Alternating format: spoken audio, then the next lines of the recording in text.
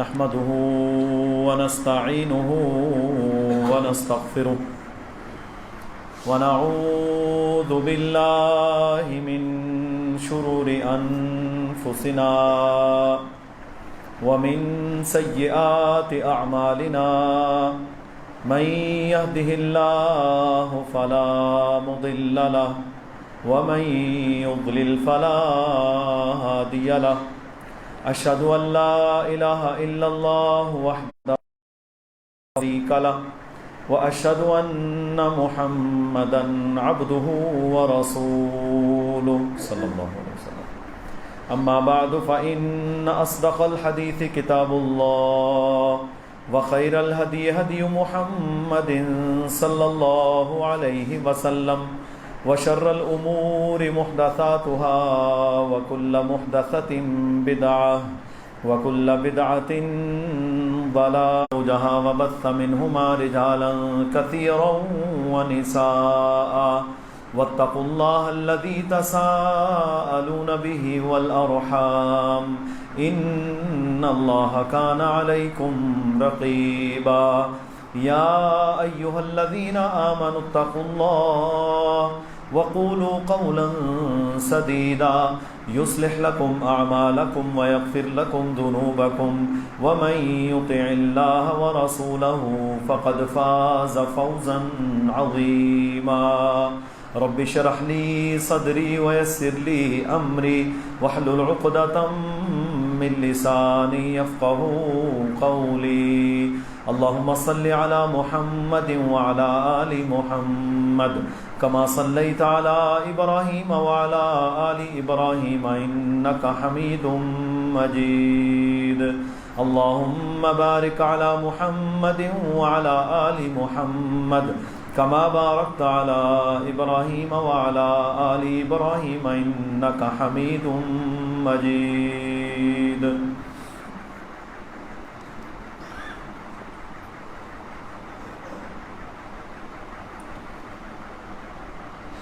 اللہ رب العالمین نے خاتمہ بالایمان اور استقامت فی الدین اختیار کرنے والے لوگوں کے بارے میں ارشاد فرمایا،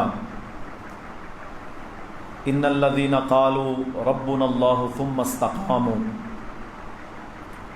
وہ لوگ جنہوں نے اس بات کا اقرار کیا کہ اللہ ہمارا رب ہے، اور پھر اس اقرار پر وہ ڈٹ گئے، استقامت اختیار کر لی. تتنزل علیہم الملائکہ، اللہ فرماتا ہے میں ان کی مدد کے لیے فرشتوں کو نازل کرتا ہوں. اللہ تخافوا ولا تحزنوا،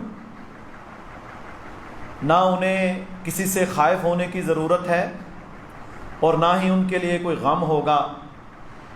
وَأَبْشِرُوا بِالْجَنَّةِ الَّتِي كُنْتُمْ تُوعَدُونَ، اور ان لوگوں کے لیے بشارت ہے ان جنتوں کی جن کا ان کے ساتھ وعدہ کیا گیا. محترم بھائیوں بہنوں، سب سے بڑا عمل جو اللہ کی بارگاہ میں قبول ہوتا ہے وہ ہے استقامت فی الدین. اللہ تعالیٰ نے دین کی سمجھ عطا کر دی، اللہ نے مسلمان پیدا کر دیا. اس کے بعد اللہ کے حکموں پر، اللہ کے نبی صلی اللہ علیہ وسلم کی سنتوں پر ڈٹ جانا، استقامت اختیار کرنا، اصل یہ مطلوب ہے. کیونکہ دنیا میں بہت سارے لوگ ایمان پر ہونے کے باوجود ایک وقت آتا ہے وہ ایمان سے ہاتھ دھو بیٹھتے ہیں، جس کی طرف واضح اشارہ اللہ کے نبی علیہ الصلاۃ والسلام نے فرمایا کہ فتنوں کے ایام میں ایسا دور بھی آنے والا ہے کہ کوئی شخص اگر صبح کے وقت مومن ہوگا تو شام کو کافر ہو چکا ہوگا، اور شام کے وقت ایمان والا ہے تو صبح اس کا ایمان اس سے رخصت ہو چکا ہوگا. وہ اپنے دین کو بیچے گا دنیا کے عوض. تو ان لوگوں کے لیے جو استقامت فی الدین اختیار کرتے ہیں، اللہ تعالیٰ مدد بھی بھیجتا ہے، اللہ راضی بھی ہوتا ہے، اور اللہ تعالیٰ کہتا ہے میرا ان کے ساتھ پکا وعدہ ہے کہ میں انہیں جنتیں عطا کروں گا۔ اسی طرح رسول اللہ صلی اللہ علیہ وسلم کا فرمان سنن ترمذی اور مسند احمد کے اندر فرمایا، اللہ تعالیٰ جب کسی شخص پر بھلائی کا ارادہ کرتا ہے تو اسے اپنے دین کے لیے استعمال کر لیتا ہے۔ یہ ہم سب نے غور کرنا ہے کہ اللہ تعالیٰ مجھے اپنے دین کے لیے کتنا استعمال کر رہا ہے۔ اگر میں اللہ کے دین کے لیے مستعمل ہوں، استعمال ہو رہا ہوں، اللہ مجھ سے عبادت میں، دعوت میں، جہاد میں، نیکی میں، خیر میں کام لے رہا ہے، تو یہ اللہ کی خاص رحمت ہے۔ سمجھیں کہ آپ پر اللہ بھلائی کا ارادہ کر چکا ہے۔ اور وہ شخص جو اعمال سے پیچھے ہو اور دین کے لیے مستعمل نہ ہو رہا ہو، ظاہر ہے اللہ تو نہیں چاہتا کہ کسی کو دین سے دور کرے۔ بندہ اپنے کرتوتوں کی وجہ سے، اپنے اعمال اور افعال کی وجہ سے پھر دین کے لیے استعمال نہیں ہوتا، تو پھر سمجھ لیں کہ اس پر بھلائی کا ارادہ نہیں ہے۔ وہ ظاہراً تو ہو سکتا ہے دنیا میں چند ایام کے لیے بڑا اس کا طوطی بولتا ہو، مگر اگر وہ دین کے لیے استعمال نہیں ہو رہا تو پھر میرے بھائیوں سمجھ لیں کہ وہ بھلائی کے راستے پر نہیں ہے۔ خاتمہ بالایمان یہ اصل میں مطلوب ہے۔ دیکھیں بندہ بڑے اعمال کرتا ہے، وہ اعمال کرتا کرتا آخر میں ایسا عمل کر دیتا ہے کہ اس کے پچھلے اعمال کو وہ وائپ آف کر دیتے ہیں، برباد کر دیتے ہیں۔ شرک کر دیا، کفر پر آ گیا، ایسی بغاوت کر دی کہ اللہ تعالیٰ اس سے ناراض ہو گیا۔ اس لیے عمل بھی کرنا ہے اور ساتھ ساتھ یہ دعا بھی کرنی ہے کہ اللہ تعالیٰ ہمیں خاتمہ بالایمان عطا فرمائے۔ اور خاتمہ بالایمان کن لوگوں کو اللہ عطا فرماتا ہے؟ جو لوگ اعمال صالحہ اور اچھے کاموں سے محبت کرتے ہیں۔ کچھ لوگ ایسے ہوتے ہیں آپ ان کو مشکل میں کوئی مسئلہ بن جائے وہ آپ کی مدد کریں گے، آپ کو اچھا مشورہ دیں گے، آپ کو اچھا گائیڈ کریں گے، آپ کو صحیح راہ پر چلانے کی کوشش کریں گے۔ یہ میں عبادات سے الگ بات کر رہا ہوں۔ تو ایسے لوگ سمجھ لیں کہ جو لوگوں کے لیے خیر کی کنجی بن رہے ہیں، یہ لوگ ہی اصل میں خاتمہ بالایمان کے مستحق ہوتے ہیں۔ اور دوسری کیٹیگری ان لوگوں کی ہے جو ہمیشہ آپ کو یا انسانوں کو یا لوگوں کو گمراہ کرنے کے درپے ہوتے ہیں۔ غلط مشورے، گمراہ کرنا، ڈی ٹریک کرنا، چرب زبانی کے ساتھ، دھوکوں کے ساتھ، فراڈ کے ساتھ، تو ایسے لوگ جو ہوتے ہیں ان کو خاتمہ بالایمان نصیب نہیں ہوتا، کیونکہ ہر وقت اس نے لوگوں کو گمراہ کرنے کا معاملہ کرنا ہوتا ہے، اور پھر اکثر اوقات یہ ہوتا ہے کہ اس کی موت بھی انہی کاموں پر آ جاتی ہے۔ اب دیکھیں آپ حالات، ابھی میں جمعہ کے لیے نکلنے لگا تھا تو مجھے فون آیا، کوئی بہن تھی، انہوں نے کہا جی یہ مسجد کے نام سے آپ کا نمبر سیو ہے، پتہ نہیں آپ کہاں سے ہیں، میں اسلام آباد سے بول رہی ہوں، میرا خاوند وینٹیلیٹر پر ہے، جوان آدمی ہے، بالکل زندگی اور موت کی کشمکش میں، دعا کریں۔ مجھے بھی مسئلہ ہے لیکن وہ مرنے کے قریب ہے۔ اب میرے بھائیوں بات کرنے کا مقصد یہ ہے کہ کوئی بھی دنیا میں کوئی ٹھیکہ نہیں لے کے آیا ہوا یا کوئی معاہدہ کر کے نہیں آیا ہوا کہ میں نے اتنے سال زندہ رہنا ہے۔ تو ہم خیر والے بنیں کہ ہمیں اللہ تعالیٰ استعمال کرتا رہے، اور کوشش کی جائے کہ جب بھی کوئی عمل کیا جائے تو اس میں شر داخل نہ ہو، کسی کی بھلائی، کسی کو اچھا مشورہ۔ اور اگر آپ اچھا کام نہیں کر سکتے، نفلی کاموں کی بات کر رہا ہوں، فرض تو کرنا ہی کرنا ہے نا، نماز ہے، روزہ، حج، زکوٰۃ، کفر سے بچنا ہے، گناہ سے بچنا ہے، کبائر سے بچنا ہے، اگر آپ اس کے علاوہ نوافل ادا نہیں کر سکتے تو فرمایا فَلْيَقُلْ خَيْرًا، پھر اچھی بات کرو، اَوْ لِيَصْمُتْ، یا چپ رہو۔ یہ جو بے جا بولنا یا غلط بولنا، اس کی بجائے چپ رہنا بھی بہت بڑی نیکی ہے، آپ اپنے اعمال بچا لیتے ہیں۔ ایک شخص میرے بھائیوں روزے میں ٹائم گزارنے کے لیے فلمیں دیکھتا رہے، میوزک سنتا رہے، اس سے بہتر ہے وہ اپنی ظہر کی نماز پڑھ کے سو جائے، وہ اپنی ظہر کی نماز پڑھ کے سو جائے اور اٹھ کر عصر پڑھ لے، یہ سونا اس کے لیے عبادت بن جائے گا۔ لیکن اگر وہ نافرمانی کے کاموں میں رہے تو یقیناً پھر اس کے لیے شر کا باعث ہے۔ تو آپ صلی اللہ علیہ وسلم نے فرمایا جب اللہ تعالیٰ کسی کے ساتھ بھلائی کا ارادہ فرماتا ہے تو اللہ تعالیٰ اسے اپنے دین کے لیے استعمال کر لیتا ہے۔ آج ہم اپنے گریبان میں جھانکیں کہ مجھے میرا اللہ کتنا اپنے دین کے لیے استعمال کر رہا ہے، میرے مال کو، میرے وقت کو، میری صلاحیتوں کو اللہ کتنا اپنے دین کے لیے قبول فرما رہا ہے، کتنا میرے سے اللہ تعالیٰ اصلاح کا کام لے رہا ہے، نیکی کا کام لے رہا ہے۔ یہ ذرا کمپیریزن کریں۔ اور پھر صحابہ کرام رضوان اللہ علیہم اجمعین نے جب یہ سنا تو فرمایا یا رسول اللہ صلی اللہ علیہ وسلم، اللہ تعالیٰ کس چیز کے لیے استعمال کرتا ہے، اللہ کیسے استعمال کرتا ہے؟ تو فرمایا اللہ تعالیٰ اسے موت سے پہلے پہلے اعمال صالحہ کی اور اخلاص کی توفیق عطا فرما دیتا ہے۔ اور موت کا میں نے جیسے آپ کو بتایا کہ کوئی پتہ نہیں، یہ جو تھا نا دور یا سوچ کہ جی بوڑھے ہوں گے تو حج کر لیں گے، بوڑھے ہوں گے تو عمرہ کر لیں گے، بوڑھے ہوں گے تو نمازیں پڑھ لیں گے، میرے بھائیوں یہ باتیں غلط ثابت ہو چکی ہیں، یہ باتیں غلط ثابت ہو چکی ہیں۔ اب تو جوان لوگوں میں ہارٹ اٹیک زیادہ ہے، پہلے کہتے بندہ موٹا ہو گیا جی کولیسٹرول بڑھ گیا، اب یقین کریں جو سٹیسٹکس 2019 سے 21 تک کے آئے ہیں انٹرنیشنلی، اس میں جو سلم لوگ ہیں، پتلے لوگ ہیں، ان کو دل کا دورہ زیادہ پڑا ہے۔ پہلے چربی بڑھنے کی وجہ سے دورے پڑتے تھے، اب ڈپریشن، اس کی وجہ سے دل کا دورہ پڑ رہا ہے۔ ابھی میں پچھلے دنوں ایک ریسرچ پڑھ رہا تھا، وہ کہتے ہیں ڈپریشن کے بعد اب ایک اور مسئلہ بن گیا ہے کہ لوگوں کی کھانے میں بد پریزی کی وجہ سے ان کے معدے اور انتڑیوں میں شدید گیس بننے کی وجہ سے بھی دل کے دورے کا شکار ہو رہے ہیں لوگ۔ سنتوں کو چھوڑا، لالچ کی، غلط چیزیں استعمال کی، حرام استعمال کیا، نقصان دینے والی چیزوں کو استعمال کیا، پھر مرتے ہیں۔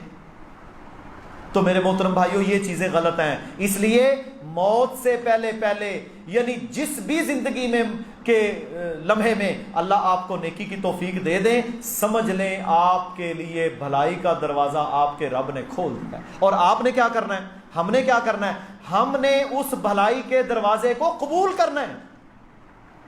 مثلا آپ کو کوئی کہتا ہے چل یار آؤ درس قرآن ہے سنتے ہیں، واللہ انکار نہ کیا کرو، اور جناب آئیں یہ دیکھیں بیوگان یتاما ان کی مدد ہو رہی ہے، کچھ نہیں نا ایک کھجور ہی صدقہ کر دو، یہ نہ نہیں کرنی، یہ یاد رکھ لیں میری بات۔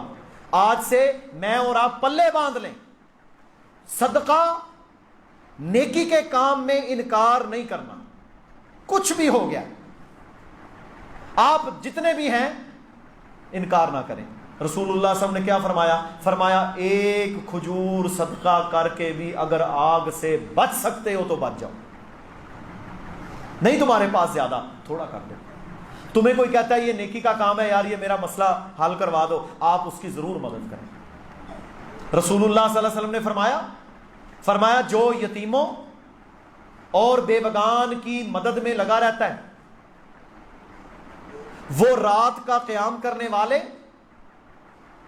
اور اللہ کی راہ میں جہاد کرنے والے کی طرح ہے۔ صحیح بخاری کی حدیث ہے۔ جس کو ہر وقت یہ فکر ہوتی ہے غربا، مساکین، غریب لوگ، کمزور لوگ، ان کی تعاون، تو نیکی کا دروازہ جب آپ کے لیے کھلے تو اس کھلے دروازے رد نہیں کرنا، دھتکارنا نہیں ہے۔ ہمارے ہاں دو قسم کے لوگ ہیں، کچھ نیکی پر لگانے والے کچھ لوگوں کو نیکی سے ہٹانے والوں سے دور رہیں، لگانے والوں کا ساتھ اختیار کریں۔ اب وہ بندہ جس نے 100 قتل کیے تھے، 99 قتل کیے نا، صحیح مسلم میں حدیث ہے، تو وہ اپنے دور کے بنی اسرائیل کے عالم کے پاس گیا، انہوں نے 100 قتل کر دیے ہیں، لیکن تیرے دل میں اگر پکی توبہ کا ارادہ پیدا ہو گیا نا تو کام کرنا پڑے گا ایک۔ کون سا کام کرنا پڑے گا؟ کام یہ کرنا پڑے گا کہ برے لوگوں کے علاقے کو، شہر کو، یاریوں کو، دوستیوں، اسلام والے، اعمال والے، اچھے افعال والے، نیکی کی طرف لگانے والے، یہ بری مجلسیں بھی آپ کے خاتمہ بالایمان کے رستے میں رکاوٹ بننی ہے۔ میں مثال دیتا ہوں، آپ کسی مجلس میں بیٹھے، آپ نے شراب نہیں پی، وہاں شراب کا دور چل رہا ہے، کوئی چھت گرا، آپ سارے مر گئے، آپ بھی ملعون شمار ہوں گے حدیث کے مطابق۔ حدیث کے مطابق پیٹ کی بیماری سے شہید ہو گیا، یا وہ عورت جو زچگی کے دوران شہید ہو گئی، ایمان والی تھی، فرمایا اللہ ان کو بھی شہادت کا رتبہ عطا کرے گا۔ کتنی فضیلت ہے! تو یہ اللہ کے نبی صلی اللہ علیہ وسلم نے بیان فرمایا۔ اسی طرح صحیح مسلم میں سیدنا سلمان فارسی رضی اللہ تعالی عنہ کی حدیث ہے، کہتے ہیں رسول اللہ صلی اللہ علیہ وسلم نے فرمایا، ایک دن اور ایک رات کا پہرا اللہ کی راہ میں جہاد کے میدان میں دینے والا شخص 1 مہینے کے روزے اور اس کی راتوں کے قیام سے بڑا اجر لے جاتا ہے۔ 1 رات کا پہرا، اور فرمایا اگر وہ مر جائے، شہید ہو جائے اسی دوران، تو اس کا یہ عمل قیامت تک جاری رہتا ہے، اور اللہ تعالیٰ اسے بڑے فتنے سے نجات دے دے گا۔ بڑا فتنہ کون سا ہے؟ قیامت کے دن کا فتنہ، 50,000 سال اللہ اسے بڑے فتنے سے، اس سختی سے محفوظ کر دیتا ہے۔ یہ کیا ہے؟ یہ وہ لوگ ہیں جو نیکی کی راہ پر چلنے والے۔ اسی طرح مسند احمد کی حدیث ہے، رسول اللہ صلی اللہ علیہ وسلم نے فرمایا، جس نے اللہ کی رضامندی کے لیے لا الہ الا اللہ کا اقرار کیا اور اس پر ڈٹا رہا تو وہ جنت میں داخل ہوگا، اور فرمایا جس نے صدقہ کیا اور اپنے مرنے تک وہ صدقہ کرتا رہا تو اللہ تعالیٰ اس کو بھی جنت عطا کرے گا۔ اسی طرح میرے محترم بھائیوں، آپ دیکھیں کہ نبی مکرم صلی اللہ علیہ وسلم کا آخری دن، اب یہ خاتمہ بالایمان کی میں آپ کو مثالیں دینے لگا ہوں۔ آپ صلی اللہ علیہ وسلم نے کیا فرمایا؟ فرمایا نماز میری آنکھوں کی ٹھنڈک ہے، سجدہ مجھے سب سے زیادہ محبوب ہے، خوشبو کو میں سب سے زیادہ پسند کرتا ہوں، اللہ کی راہ میں شہادت کی۔ آپ صلی اللہ علیہ وسلم نے 4 دفعہ دعا کی۔ امہات المومنین ہماری مائیں بیان فرماتی ہیں، آپ صلی اللہ علیہ وسلم اپنے گھروں میں ہوتے، اپنے بچوں کے ساتھ، بیوی بچوں کے ساتھ باتوں میں مصروف ہوتے، اذان کا وقت ہوتا تو آپ صلی اللہ علیہ وسلم فوری طور پر اٹھ کھڑے ہوتے، اور امہات المومنین بیان فرماتی ہیں ایسے محسوس ہوتا جیسے آپ ہمیں جانتے ہی ہیں۔ ایمان کی طرف اور عمل کی طرف لپکنا۔ تو آپ صلی اللہ علیہ وسلم کا آخری دن، اللہ اکبر، فجر کا وقت ہے۔ میرے بھائیوں، ٹانگیں ان سے جان نکل چکی، 2 صحابہ کے کندھوں پر ہاتھ رکھ کر، ابن عباس، انس ابن مالک، کافی صحابہ بیان کرتے ہیں، فرمایا یہ حجرہ تھا، رسول اللہ صلی اللہ علیہ وسلم نے اپنے دونوں ہاتھ رکھے ہوئے ہیں صحابہ کے کندھوں پر، اور ہم نے دیکھا کہ آپ کا پاؤں مبارک مٹی پر لکیر بناتا ہوا آ رہا ہے۔ آپ صلی اللہ علیہ وسلم تشریف لائے، دیکھا کہ ابو بکر رضی اللہ تعالی عنہ جماعت کروانے، آپ صلی اللہ علیہ وسلم بھی میرے بھائیوں بیٹھ گئے تو حضرت ابو بکر رضی اللہ تعالیٰ عنہ پیچھے ہو گئے۔ اب اللہ کے نبی کے ہوتے ہوئے وہ جماعت تو نہیں کروا سکتے، پیچھے ہو گئے۔ رسول اللہ صلی اللہ علیہ وسلم نے بیٹھ کر جماعت کروائی، بیٹھ کر، اور حضرت ابو بکر پیچھے سے مکبر بنے۔ یہ ان کی خلافت کی بھی دلیل ہے کہ اپنے پیچھے جس کو مصلی کا امام بنایا اس کو امت مسلمہ کا بھی امام بنایا، رضی اللہ عنہ۔ تو میرے بھائیوں، آپ کا آخری دن کا عمل، اب مجھے یہ بتائیں کہ یہ بیماری کی کتنی کیفیت ہے کہ انسان کی ٹانگ پر انسان کو کنٹرول نہ ہو اور وہ زمین پر لکیر بنا رہی ہے، لیکن آپ مسجد میں آئے ہیں۔ پھر رسول اللہ صلی اللہ علیہ وسلم نے اگلی نماز میں آ نہیں سکے، صحابہ سے کہا ذرا پردہ تو ہٹاؤ، بالکل حجرہ منبر رسول کے ساتھ تھا، پردہ ہٹا، دیکھا کہ لوگ نماز پڑھ رہے ہیں۔ صحابہ کہتے ہیں ہم نے دیکھا رسول اللہ صلی اللہ علیہ، کیونکہ بالکل منبر کی طرف تھے، چہرے آپ کے صحابہ کے اللہ کے نبی کی طرف تھے، تو ہم نے دیکھا رسول اللہ صلی اللہ علیہ وسلم ہمیں نماز پڑھتا ہوا دیکھ کر مسکرائے، خوش ہوئے۔ فرمایا ہمیں اتنی خوشی ہوئی کہ ہمیں یہ لگ رہا تھا کہ ہم کہیں نماز نہ توڑ بیٹھے، کہ اللہ کے نبی صلی اللہ علیہ وسلم اتنے خوش ہوئے۔ کہتے ہیں یہ آپ کا آخری دیدار ہے جو صحابہ نے کیا۔ پھر جب آخری وقت آیا، ہماری امی سیدہ طیبہ طاہرہ مطہرہ عائشہ رضی اللہ تعالی عنہا بیان فرماتی ہیں، اللہ کی قسم میری گود میں اللہ کے نبی کا سر تھا، رسول اللہ صلی اللہ علیہ وسلم کو مسواک سے اتنی محبت تھی کہ آپ نے مجھے کہا میرے اندر اتنی طاقت نہیں ہے کہ میں نئی مسواک کو چبا لوں، ذرا زور لگتا ہے، تو فرمایا میرے سے زیادہ خوش قسمت کون ہوگا کہ جس کے لعاب کو اللہ تعالیٰ نے آخری وقت میں رسول اللہ کے لعاب کے ساتھ ملا دیا۔ کہا میں نے وہ مسواک کو چبا کر امام کائنات کے ہاتھوں میں پکڑایا، آپ صلی اللہ علیہ وسلم نے اس حالت میں کہ نزع کی کیفیت ہے، مسواک کی کتنی محبت تھی اپنی صفائی اور طہارت کے ساتھ۔ یہ چھوٹے عمل نہیں ہیں، یہ چھوٹے عمل تو نہیں ہیں، بڑے اعمال ہیں۔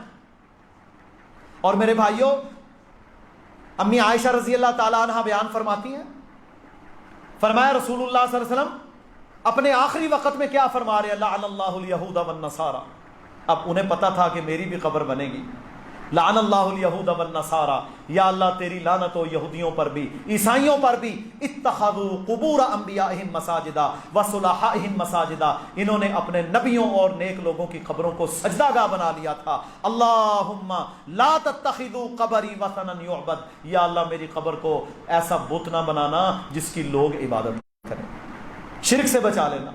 دعا کی آپ صلی اللہ علیہ وسلم نے، موطا امام مالک میں الفاظ ہیں یہ۔ پھر جب آخری وقت آیا تو صحابہ بیان فرماتے ہیں، کہتے ہیں رسول اللہ صلی اللہ علیہ وسلم نے دو باتیں بیان فرمائیں، دو باتیں۔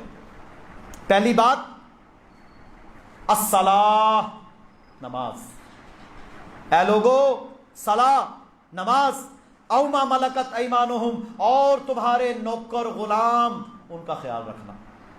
یہ دو آخری جملے ہیں کہتے ہیں جو ہم نے سنے، نماز نماز، اور جو تمہارے لونڈیاں غلام مامورین ہیں ان کا خیال رکھنا۔ مجھے یہ بتائیں ان دو سے زیادہ بڑھ کر اللہ کے نبی صلی اللہ علیہ وسلم کو کیا چیز عزیز تھی؟ جو تمہارے ڈیپینڈنٹ ہیں، جو تم سے نیچے ہیں، ان کا خیال رکھنا، نماز نہ چھوڑنا۔ اور پھر آخری جملہ صحابہ کا، جس طرح آپ نے اپنی انگلی اٹھائی اور فرمایا اللہ میرا سب سے بڑا رفیق ہے، اور ایسے آپ صلی اللہ علیہ وسلم کا ہاتھ نیچے، یہ خاتمہ بالایمان ہے۔ اسی طرح حضرت ابو بکر خلیفۃ المسلمین رضی اللہ تعالی عنہ، بالکل بیماری شدید ہے، اپنے بعد حضرت عمر کو خلیفہ بنا دیا، لوگ جمع ہیں، صحابہ تابعین، اپنی وفات سے پہلے پتہ کیا، تاجر آدمی، ساری دنیا میں اموال دیکھے، تجارت کی، کروڑوں دیکھا، خلیفہ، لیکن ایمان کا اتنا زبردست انداز کہ وفات سے پہلے پتہ کیا وصیت فرما رہے ہیں، فرمایا لوگو اور نئے کپڑے سے مجھے کفن دینے کی کوئی ضرورت نہیں۔ نئے کپڑے سے، اس وقت کپڑے کی بڑی ویلیو تھی، آج کل تو پوچھتا ہی کوئی نہیں نا، اللہ تعالیٰ نے ہمیں آزمائش میں ڈال رکھا ہے، نئے کپڑے کی مجھے کوئی ضرورت نہیں، یہ زندہ کسی کو دے دینا، مجھے کسی پرانے کپڑے میں ہی دفن کر دو۔ اتنی سادگی اور عاجزی۔ سیدنا عمر بن خطاب رضی اللہ تعالیٰ عنہ، ابو لولو فیروز بدبخت نے جب حملہ کیا تو 1-1.5 دن جب زندہ رہے، خون جاری ہے، اب آخری دن کا واقعہ صحیح بخاری میں امام بخاری لے کر آئے ہیں، آخری دن کا واقعہ.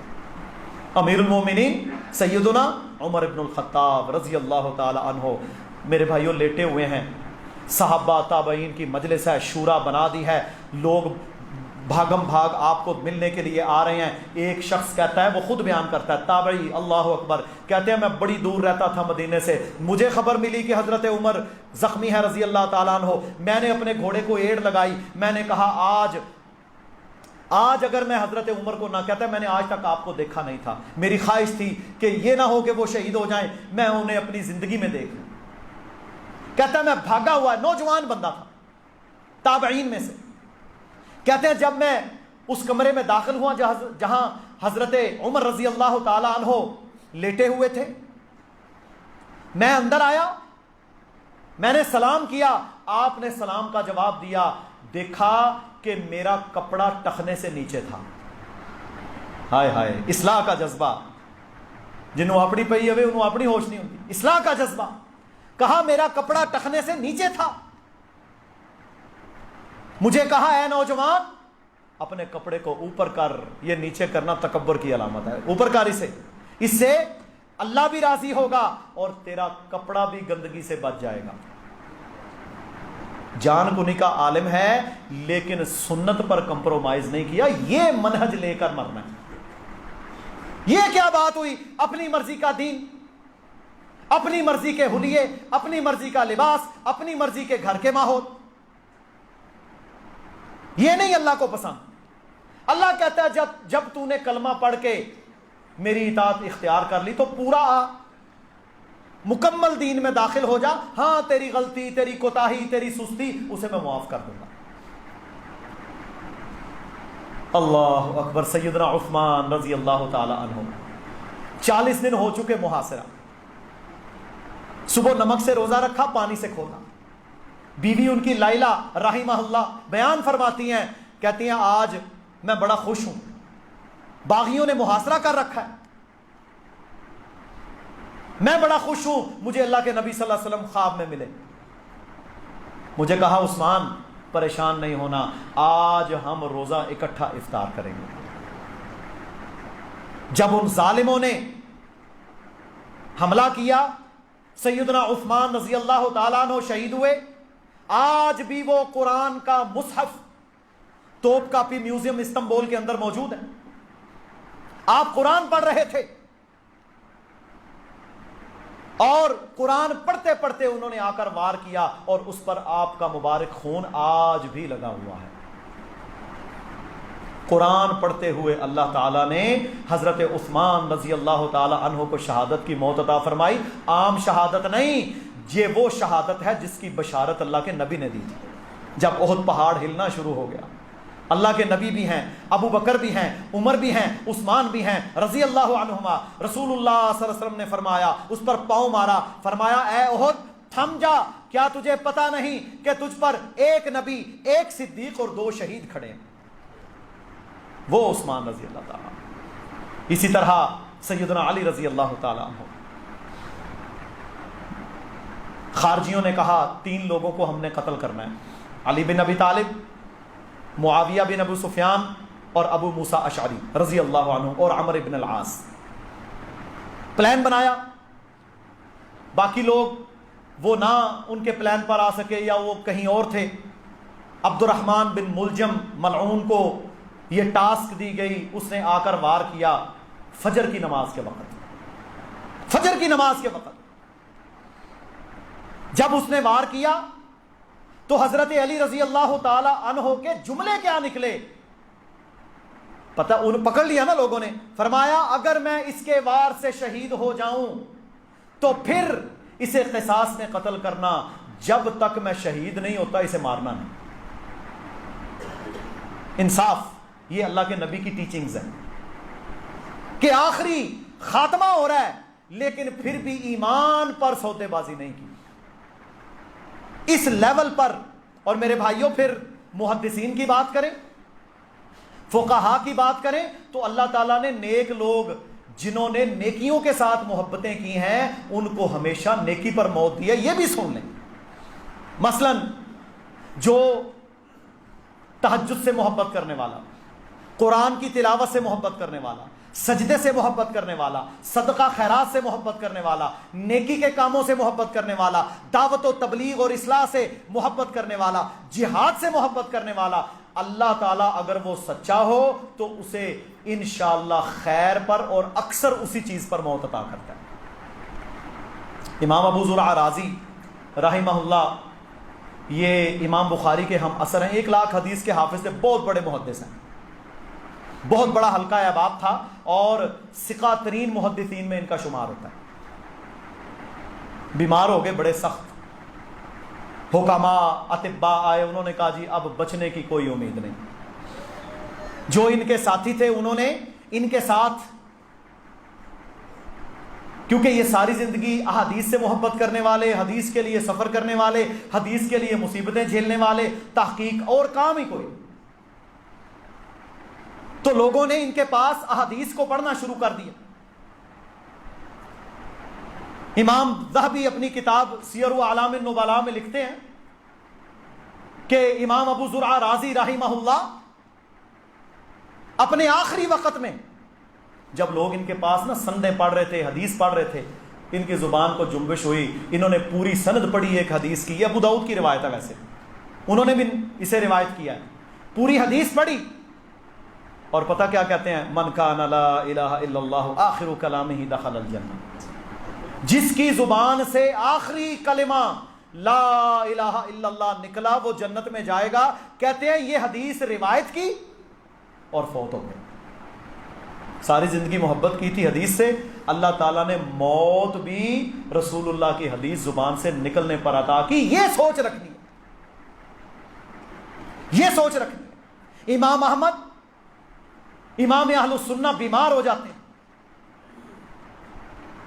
بے ہوشی کا عالم ہے، کہتے ہیں شیطان میرے پاس آیا اور مجھے آ کر کہتا ہے احمد آپ کو کوئی پرابلم نہیں، آپ جنتی ہیں۔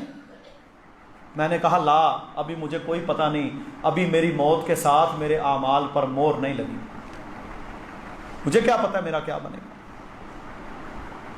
اور میرے بھائیوں، جو نیکی پر ہوگا اللہ پھر اسے نیکی پر ہی موت عطا کرے گا، جو برائی پر ہوگا پھر اس کو برائی پر موت ملتی ہے۔ آپ دیکھ لیں ایکسیڈنٹ ہوتا ہے، میوزک لگا ہوا، گھر میں میوزک لگا کے سویا، چھت گری، مر گئے،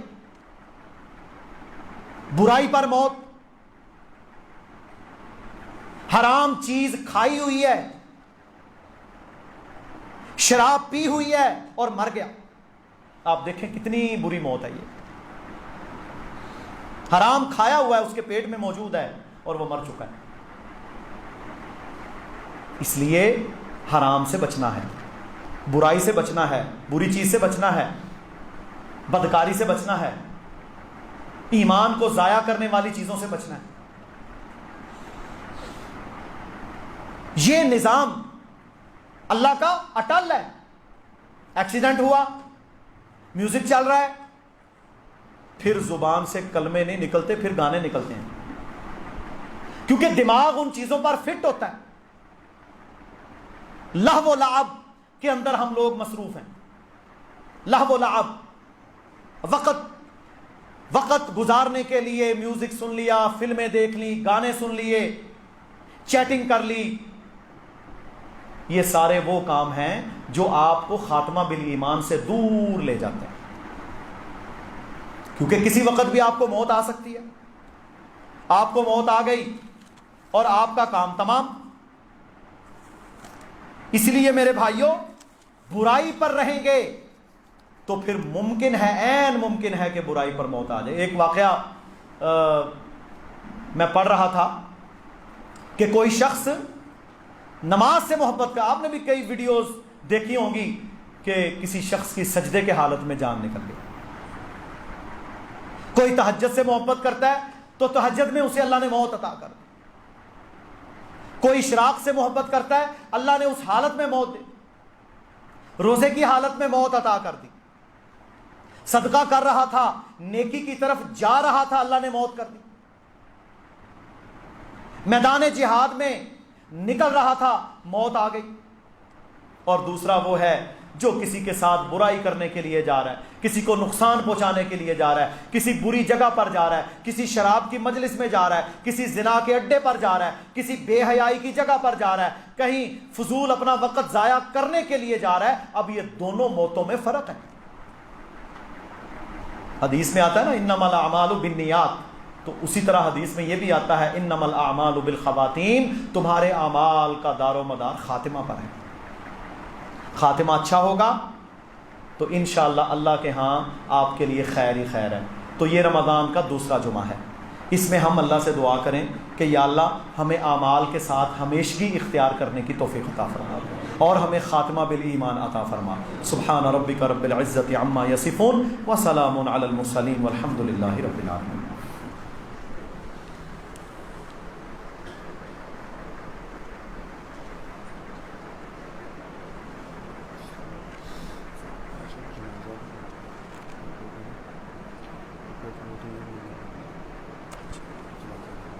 یعنی حاجی صدیق صاحب کی بہن،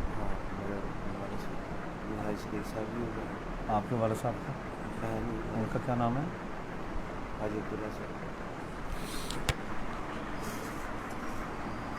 ان الحمد للہ نحمده ونستعینه ونستغفره ونعوذ باللہ من شرور انفسنا ومن سیئات اعمالنا من يهده الله فلا مضل له ومن يضلل فلا هادي له اشهد ان لا اله الا الله وحده لا شريك له واشهد ان محمدا عبده ورسوله صلوات اللہ وسلام علیہ اما بعد۔ محترم بھائیو، وبائیں اللہ کی طرف سے ہوتی ہیں اور وباؤں کے ایام میں استغفار، رجوع الی اللہ یہ بہت زیادہ کرنا چاہیے۔ ابھی یہ کرونا کا جو برٹش وائرس ہے، اس کی خطرناکی عام جو پہلے والے وائرس سے 3 گنا زیادہ ہے۔ ابھی آپ دیکھ رہے ہیں کہ ہر گلی اور گھر کے اندر جو لو امیونٹی پیشنٹ ہیں، جو بزرگ ہیں، وہ اکثر اس کا شکار ہیں۔ ہم لوگ انتہائی سستیوں کا شکار ہو چکے، جبکہ سنت میں ان وباؤں سے بچنے کی جو ترغیب دی گئی ہے اس پر عمل کرنا چاہیے۔ چھینک آئے تو اپنی کوہنی کا یہ ایریا اپنے منہ پہ رکھ لیں، سنت ہے۔ اپنے ہاتھوں کو دھونا، صفائی کا خیال رکھنا، یہ ساری چیزیں کرنے کی ضرورت ہے۔ اور اللہ سے دعائیں اور صبح و شام کی تسبیحات کو لازم پکڑیں، کیونکہ جب آپ وہ اذکار کرتے ہیں تو پھر آپ اللہ کی پناہ میں آ جاتے ہیں۔ سورہ فاتحہ کو حرز جان بنائیں، کیونکہ سورہ فاتحہ شفا ہے۔ زمزم استعمال کریں، شہد استعمال کریں، زیتون استعمال کریں، عجوہ استعمال کریں۔ یہ وہ خوراک ہے جو اللہ کے نبی صلی اللہ علیہ وسلم کی مرغوب اور پسندیدہ چیزیں تھیں۔ تلبینہ استعمال کریں، میں بار بار یہ کہہ چکا ہوں۔ ہر شخص قسط شیریں کو سنت سمجھ کر استعمال کرے۔ اللہ کے نبی کی بات بہت دور رس ہوتی ہے، وہی ہوتی ہے۔ تو ہم نے اپنا خیال رکھنا ہے۔ اب تو حالت یہ ہے کہ بالکل جوان لوگ، ڈاکٹرز، پیرامیڈکس، وہ لوگ اس وقت شدت کا شکار ہیں۔ 4-5 دن پہلے ایک شخص میرے پاس آیا، تو وہ خود جرمنی میں تھا، جوان، اس کی 42 ایج ہوگی۔ وہ کہتا ہے میں نے 1 مہینہ کرونا وہاں پر بھگتا ہے۔ کہتے ہیں میں اپنی زندگی سے بالکل نا امید ہو چکا تھا، میری زندگی تھی، اللہ نے مجھے بچا لیا، پر اس نے جو ایک بات کی نا، وہ واللہ میں آپ کے سامنے ضرور بیان کروں گا۔ وہ کہتا ہے میں نے اپنی زندگی میں اتنا تیز بخار نہیں دیکھا، میں نے دنیا کی دوائیاں استعمال کی لیکن میرا بخار نہیں اترا۔ اور کہتا ہے مجھے اتنی شدید سر سے لے کر پاؤں پر جسم میں درد تھی جیسے مجھے کسی چکی کے اندر ڈال دیا گیا، اور سانس لینا اتنا محال کہ میری زندگی تھی، میں بچ گیا۔ اب جرمنی میں کتنی میرے بھائیوں فیسلٹیز ہوں گی۔ تو وہ بندہ پھر ادھر آیا، 20-25 کلو اس کا وزن کم ہو گیا۔ تو بات کرنے کا مقصد ہے اسے ہلکا نہیں لینا، اسے ہلکا نہیں لینا، اپنی پروٹیکشن ضرور کریں، اپنی خوراک اچھی رکھیں، ایسی چیزوں سے گریز کریں جو آپ کی قوت مدافعت کو خراب کریں. یہ پکوڑا، سموسا، بوتلیں، ان سے بچیں. اچھی خوراک، مسنون خوراک لیں. صبح و شام کی تسبیحات. اور پھر بھی ایمان والے ہیں، اگر کرونا کی وجہ سے، وبا کی وجہ سے کوئی مر جاتا ہے، فرمایا جو طاعون کی وجہ سے مرا وہ شہید ہے. یہ جذبہ بھی رکھنا ہے، لیکن احتیاط ضروری ہے. اور پھر ایک اور چیز، پہلی ریسرچ کیا تھی کہ کرونا صرف لنگز پر اٹیک کرتا ہے، پھیپھڑوں پر. اب ریسرچ کیا ہے کہ یہ آپ کے ویکسٹ آرگن پر اٹیک کرتا ہے. سب سے کمزور ترین حصہ جو آپ کے جسم کا ہے نا، کسی کا دل کمزور ہے، کسی کے گردے کمزور ہیں، کسی کا معدہ کمزور ہے نا، ایسے معاملات لوگوں میں. تو جو آپ کا کمزور ترین عضو ہوگا یہ اس پر اٹیک کرے گا. کرونا کی وجہ سے لوگ دل کے دورے سے بھی مرے ہیں، کڈنی فیلئر بھی ہوا ہے، گردے فیل ہو گئے، معدے کے مسائل بھی بنے ہیں اس سے، ہیضہ.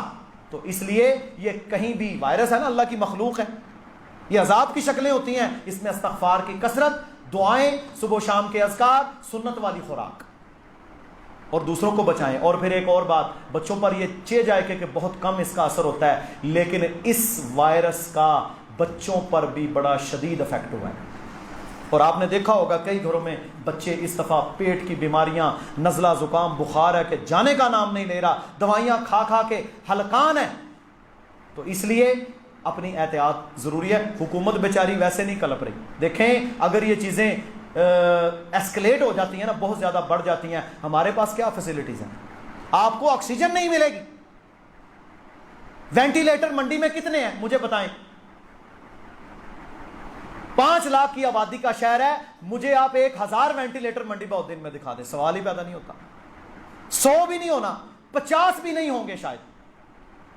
مثال ہے ایک، بھرے چکے ہیں وینٹیلیٹر، پھر سانس بھی لینے کو کچھ نہیں ملے گا. تو میرے محترم بھائی، بہتر نہیں کہ جب آپ چل رہے ہیں تو چلتے چلتے اپنی صحت کا خیال رکھ لیں؟ بہتر ہے نا. یہ آپ کو اللہ نہ کرے کوئی ایسا مسئلہ بنتا ہے، احتیاط ہی کرنی ہے، ہم نے دعائیں کرنی ہے، تسبیحات کرنی ہے، باقی اللہ کا اختیار ہے، بچ کوئی نہیں سکتا. یہ گزر کے سب سے جانا ہے، احتیاط تو کریں. بچے مصیبت میں ہوں گے تو آپ پریشانی میں آئیں گے.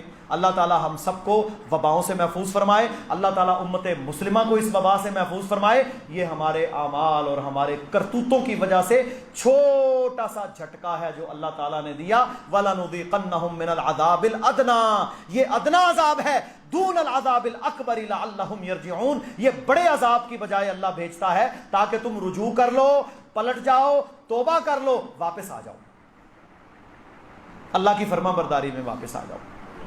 اور دوسری بات میرے بھائیوں، 2 سال سے اوپر ہو چکے ہیں کشمیریوں کو، آج بھی وہ لاک ڈاؤن میں ہیں، وہ بھی روزے رکھ رہے ہیں. 10 لاکھ ہندوستانی فوج ان پر مسلط ہے، ان کے بچے گھروں میں شہید ہیں، ان کے بچوں کی آنکھیں ضائع ہوئی ہیں، ان سے صحت کی سہولیات اس مودی پلید نے چھین لی.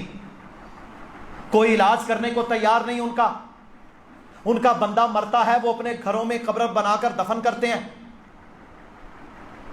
نعرہ لگاتے ہیں پاکستان سے رشتہ کیا، لا الہ الا اللہ. واسطہ تو یہی ہے نا، ہم ہندو کی غلامی میں نہیں رہیں گے. ہندوستان نے کئی لوگوں کے ذریعے ان کو کہلوایا تم پاکستان کا نام لینا چھوڑ دو، لا الہ الا اللہ کا نام لینا چھوڑ دو، اسلام کا نام لینا چھوڑ دو، ہم تمہیں دنیا کا جدید ترین اتنا بجٹ دیں گے، اتنے $100 ارب کا یہ دیں گے وہ دیں گے. وہ کہتے ہیں ہم جوتے کی نوک پہ رکھتے ہیں. مجھے کوئی احساس ہے ان کا؟ ہمارے بابا قوم، ان کو آج سے میرے بھائیوں 75 سال پہلے احساس تھا تو شہرک قرار دیا. وہ ہمارے کلمے کے رشتے سے بندھے ہوئے لوگ ہیں، اور آج ان کے ساتھ اللہ سبحانہ و تعالی کی مدد کے بعد سب سے بڑی مدد اگر وہ دیکھتے ہیں تو وہ پاکستان کے مسلمانوں کی طرف دیکھتے ہیں کہ یہ ہمارے لیے دعائیں کرتے ہیں، یہ ہماری مشکل میں کام آتے ہیں. اب دیکھیں نا، یہاں پر جو غریب لوگ ہیں، کمزور لوگ ہیں، جو افیکٹ ہوئے حالات کی وجہ سے، تو ان کے گھروں میں راشن کے مسئلے ہیں نا، مسئلے راشن کا مسئلہ، یہ مسئلہ وہ مسئلہ. وہ لوگ جن کے کاروبار بندش کا شکار ہے لمبے عرصے تک، وہ کیسے گزارا کر رہے ہوں گے؟ یہ سوچا آپ نے کبھی؟ کیسے وہ گزارا کر رہے ہوں گے؟ تو یہ سارے کی ساری شکلیں، یہ چیزیں ہمیں اپنے سامنے رکھنی ہیں، تب جا کر ہمارا وہ ایمانی لیول اللہ کے ہاں قابل قبول ہوگا۔ تو میرے محترم بھائیوں، ایک چیز یہ ہو گئی۔ دوسرے نمبر پر ایثار اور قربانی کا جذبہ، اللہ کی راہ میں خرچ کرنے کا صدقہ جذبہ، اللہ کی راہ میں دینے کا جذبہ، مظلوم مسلمان کے ساتھ کھڑا ہونے کا جذبہ، یہ ہم نے انشاءاللہ جوان رکھنا ہے، اسے ٹوٹنے نہیں دینا۔ یہ آپ کا 1 روپیہ ہی ہوتا ہے، یہ آپ کے چند پیسے ہوتے ہیں جو اللہ کے ہاں مقبول ہو کر آپ کو کہیں سے کہیں پہنچا دیتے ہیں، آپ کو کہیں سے کہیں پہنچا دیتے ہیں۔ آپ حدیث کو پڑھیں نا، تو رسول اللہ صلی اللہ علیہ وسلم نے کیا فرمایا؟ فرمایا یہ تیر اس طرح ہاتھ میں پکڑ کر، فرمایا یہ تیر 4 لوگوں کو جنت میں لے کر جائے گا، ہے ایک گولی، اس پر مال خرچ کرنے والا، اسے بنانے والا، اسے پہنچانے اٹھانے والا اور اسے چلانے والا۔ اللہ کا صدقے کا نظام تو اس طرح چلتا ہے۔ تو میرے محترم بھائیوں، یہ جذبے اپنے مظلوم مسلمانوں کی مدد کے، یہ ہم نے جوان رکھنے ہیں۔ وہ آج بھی وہ لوگ مسلمانان پاکستان کی طرف دیکھ رہے ہیں، دعائیں بھی کریں اور ان کے ساتھ محبتیں بھی کریں۔ اسی طرح میرے محترم بھائیوں، 26 تاریخ سوموار والے دن مرکز میں انشاءاللہ جو ہماری مرکزی افطاری ہوتی ہے انشاءاللہ وہ ہوگی۔ آپ سب لوگ مدعو ہیں، آپ انشاءاللہ تشریف لائیں، یہاں پر آ کر آپ افطاری کریں گے۔ 26 تاریخ بروز سوموار۔